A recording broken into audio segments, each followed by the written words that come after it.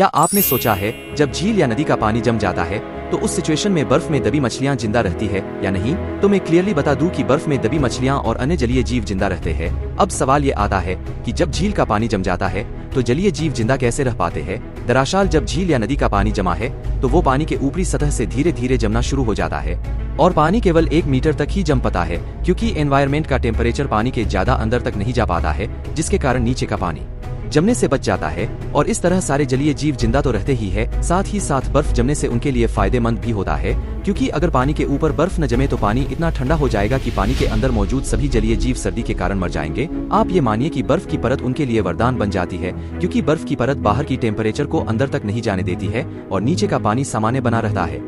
अगर आपको पानी में बेबी शार्क मिले तो उसे भूल कर भी मत छूना, क्योंकि ये इंसानी बच्चों की तरह भोले नहीं होते हैं। जन्म से ही इनके पास रेजर शार्प दांत होते हैं और इन दांतों से ये अपने भाई बहन को जन्म लेते ही खा जाते हैं। और टाइगर शार्क के बच्चे तो गर्भ के अंदर ही एक दूसरे को खा जाते हैं, इसीलिए बचपन से ही इन्हें चिथड़े उड़ने का अच्छा एक्सपीरियंस हो जाता है।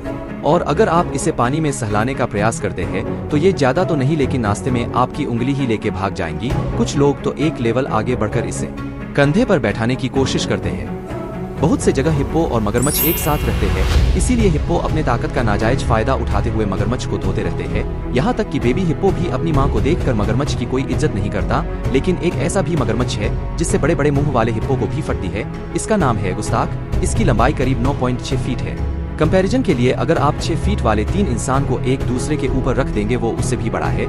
ये मगरमच्छ अफ्रीका के बुरंदी में लेक तंजानिया में रहता था। इस इलाके में रहने वाले लोगों ने कहा कि ये मगरमच्छ 300 से भी ज्यादा आदमी को मार कर खा गया है। ये अटैक 1987 से ही हो रहे हैं और इस पर बहुत से गोलियों के निशान भी है। खासकर इसके राइट सोल्जर पर एक ही जगह 3 गोली मारी गई है। गोलियां इसे सोल्जर से मुठभेड़ करने में लगी हो। मैसिव होने के कारण ये हिप्पो और भैंसों का शिकार करती हैं और लोगों में ये भी अफवाह है कि ये एडल्ट हिप्पो को भी मार गिराता है। पहले ये वीडियो देखिए।